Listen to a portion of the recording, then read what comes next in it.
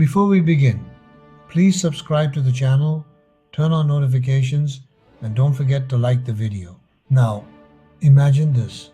You wake up tomorrow morning, but something is wrong. The air smells different, thicker, heavier. There is no sound of traffic, no electricity humming through walls, no distant noise of modern life. Instead, you hear animals, chickens, horses, the creaking of wooden carts somewhere in the distance. You sit up, confused. Your bed feels strange. Rough straw pushes through a thin cloth mattress beneath you. Congratulations, you are now living in the Middle Ages. At first, it might seem fascinating. Castles, knights, medieval markets, the kind of world often romanticized in movies and fantasy stories. But the truth is very different. In reality, surviving even a single day in medieval times would be far more difficult than most people imagine. Your day would start before the sun rises, not by choice, but by necessity. Artificial light barely exists, so daylight controls nearly everything. If you are like most people in the medieval world, you are a peasant. Nobles and knights made up only a tiny fraction of the population. The vast majority of people work the land, which means your day begins with labor. You step outside your small wooden house and immediately feel the cold morning air. The ground beneath your feet is damp and muddy. Roads are rarely paved, especially in rural villages. Waiting for you are hours of physical work. Medieval farming was brutal. No tractors, no machines, only simple wooden plows, hand tools, and raw human strength.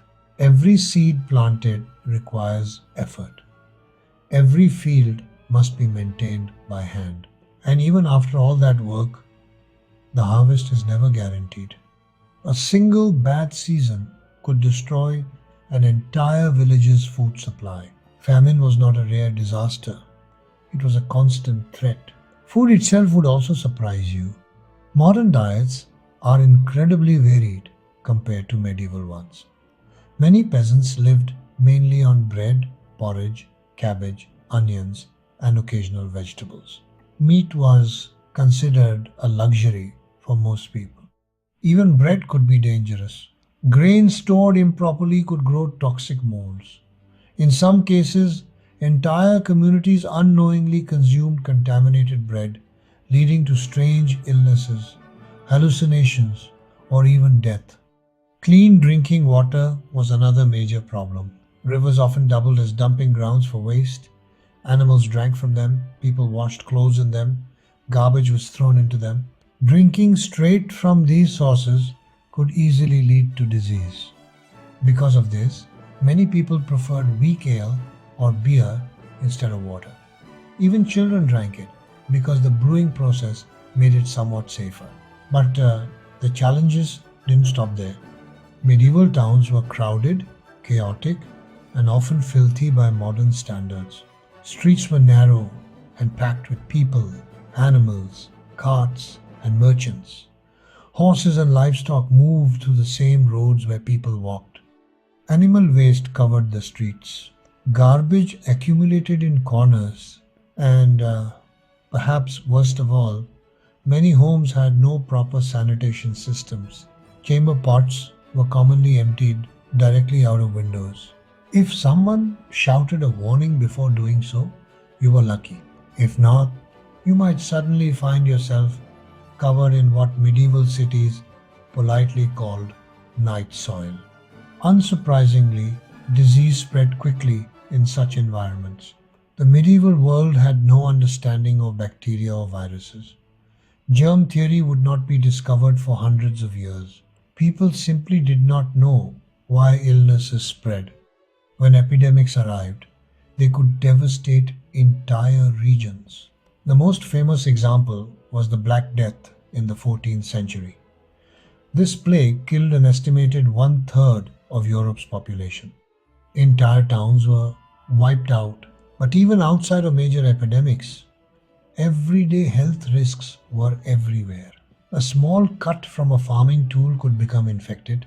A minor fever could turn deadly. Without antibiotics or modern medicine, even simple illnesses were dangerous. Medical treatment itself could sometimes make things worse. Medieval doctors believed that illness was caused by an imbalance of bodily fluids called humors. One of the most common treatments was bloodletting, where doctors intentionally removed blood from a patient in an attempt to restore balance. Unfortunately, this often weakened patients even further. Hygiene practices were also very different from today. Bathing was less common, partly because heating large amounts of water was difficult. Public bathhouses did exist in some cities, but they sometimes gained reputations associated with crime or immoral behavior. As a result, many people simply bathed less frequently. By evening, after hours of exhausting labor, you would finally return home. But medieval homes were far from comfortable. Most peasant houses were small wooden structures with dirt floors and thatched roofs made of straw.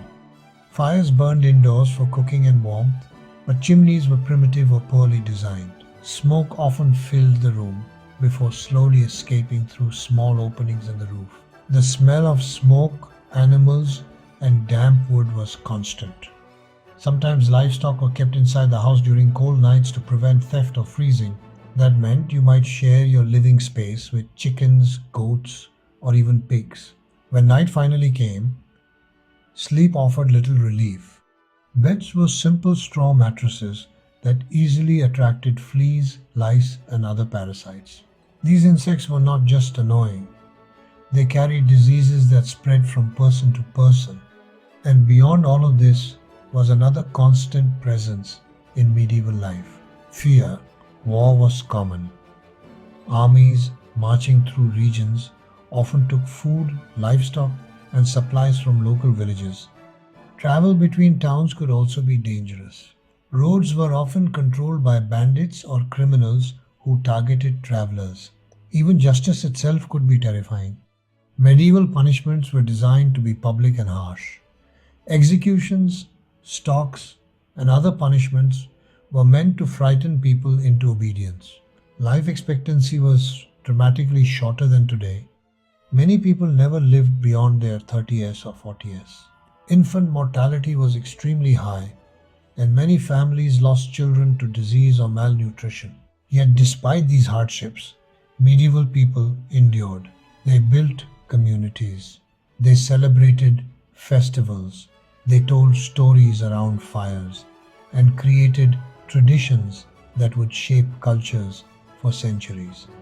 Human beings have always been remarkably resilient, but if a modern person suddenly woke up in that world without modern medicine, without clean water, without sanitation, technology, or safety nets, surviving even a single day might be harder than you think, because the medieval world was not designed for comfort. It was designed for survival. As night falls across the medieval village, darkness arrives quickly. Without electricity, the world becomes almost completely black after sunset. The only light comes from candles, oil lamps, or the dim glow of a fire. Candles themselves are expensive. Many peasants cannot afford to burn them for long, so most nights are spent in near darkness. The village becomes quiet, but not peaceful. In the distance, wolves may howl from the forests surrounding the settlement. Wild animals were a real danger during medieval times, especially in rural regions. A lone traveler walking outside the village walls at night could easily disappear without a trace. Inside your small house, the fire slowly fades. The temperature begins to drop. Medieval winters were brutal. Without proper insulation or heating systems, homes could become dangerously cold. People often slept close together to preserve body heat. Even so, nights were rarely comfortable. Fleas and lice living in straw bedding would come alive in the darkness. These tiny insects were everywhere in medieval life. They lived in clothing, bedding, animals, and homes. Sometimes entire communities suffered from infestations that were impossible to eliminate. And where fleas existed, disease could follow. One of the greatest threats in medieval Europe was the spread of plague carried by fleas living on rats. Rats thrived in medieval cities. Food storage was primitive and waste accumulated easily. Perfect conditions for rodents to multiply. In crowded towns, rats moved freely through streets, homes, and marketplaces. People often slept only a few feet away from them. Now imagine trying to fall asleep knowing this. But danger wasn't only found in disease or animals. Crime also existed, even in small communities. While medieval villages were tightly connected communities, larger towns often struggled with theft and violence. At night, city gates were closed and guards patrolled the streets. Anyone caught wandering after curfew could be questioned or even arrested. In some cities, watchmen carried lanterns and weapons while walking the streets to keep order. Yet despite these precautions, many areas remained dangerous after dark. Fires were another constant threat. Most buildings were made from wood, and roofs were often covered with dry straw. One small spark could start a fire capable of destroying an entire village. Medieval towns burned frequently throughout history. With limited firefighting tools, stopping a spreading fire was extremely difficult. Sometimes the only option was to tear down nearby houses to stop the flames from spreading. Even sleep itself was different in the medieval world. Historians believe many people practiced what is called segmented sleep. Instead of sleeping for 8 continuous hours, people often slept for a few hours, woke up during the night, and then went back to sleep again. During this quiet midnight period, some people prayed, talked, or quietly worked. Night was not always a time of complete rest. Eventually, morning would arrive again. And when the sun rose over the fields and forests, another long day of survival would begin. For medieval people, life was not measured by comfort or convenience. It was measured by endurance. Every meal earned through hard work. Every winter survived through preparation. Every illness faced without certainty of recovery.